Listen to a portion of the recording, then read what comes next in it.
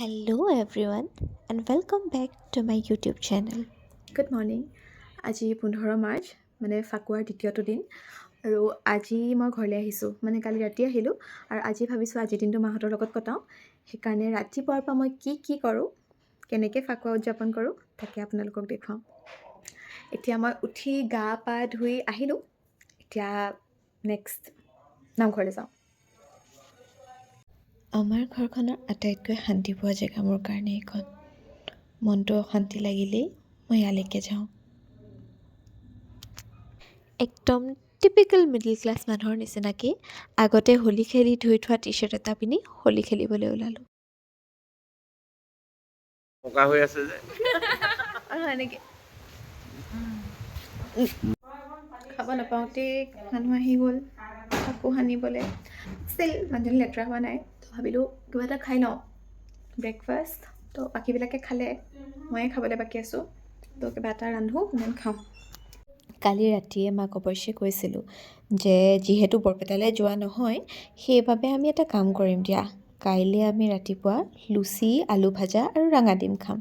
কিন্তু লুচি আলু ভাজা খাবলৈ বুলি ভাবোঁতেই মনত পৰিলে যে আজি শনিবাৰ, সেইকাৰণে ৰঙা ডিমটো স্কিপ কৰিব লগা হ'ল।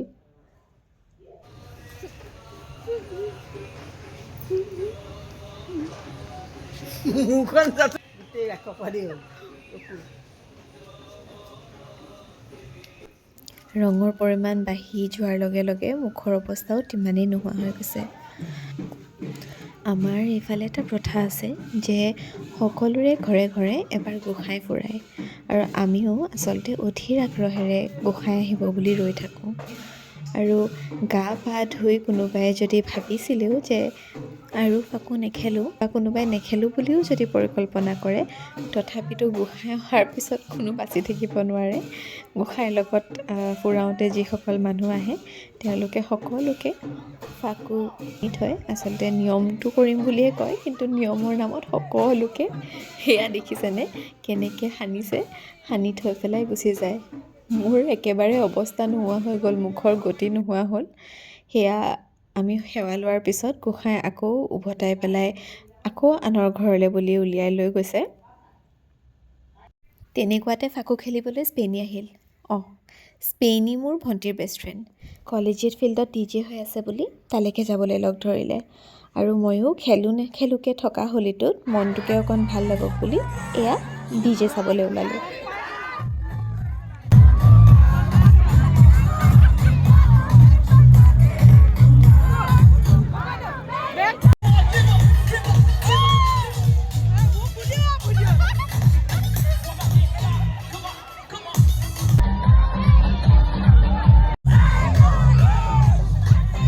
মোৰ আকৌ এটা বিৰাট বেয়া স্বভাৱ আছে, মানে অকণমান যদি ফূৰ্তি কৰিলোঁ সেই ফূৰ্তি কৰাৰ পিছতেই মোৰ আমনি লাগে, অশান্তি লাগে, কেতিয়া যাওঁ লগা হয়। এয়া অলপমান নচাৰ পিছত মোৰ আমুৱালে আৰু তাৰপিছত উভতাৰ সিদ্ধান্ত লৈ এপাক স্পেনীহঁতৰ ঘৰত সোমাই উভতি আহি আকৌ আমি ঘৰ পালোঁ। আৰু ঘৰ আহি উভতি পোৱাৰ পিছত এইটো মোৰ অৱস্থা, যিটো অৱস্থাত ওলাই গৈছিলোঁ উভতি অহা অৱস্থাটোত বহুত পাৰ্থক্য আছে আৰু ইমানতে হোলী খতম। আৰু শেষত গা পা ধুই আজৰি হ'লোঁ। গা পা ধুই আজৰি হোৱাৰ পিছতো স্কিন কেয়াৰটো বহুত বেছি ইম্পৰ্টেণ্ট হয়, যিহেতু মুখত বহুত বেছি কেমিকেলছ লাগিছিলে। সেইকাৰণে যি লাগতিয়াল স্কিন কেয়াৰৰ বস্তু আছে, প্ৰথমতে চিৰামটো সানিলোঁ।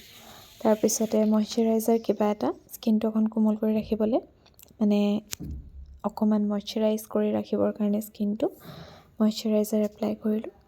আৰু তেনেকৈ মোৰ হোলী সিমানতেই সমাপ্ত হ'ল আৰু।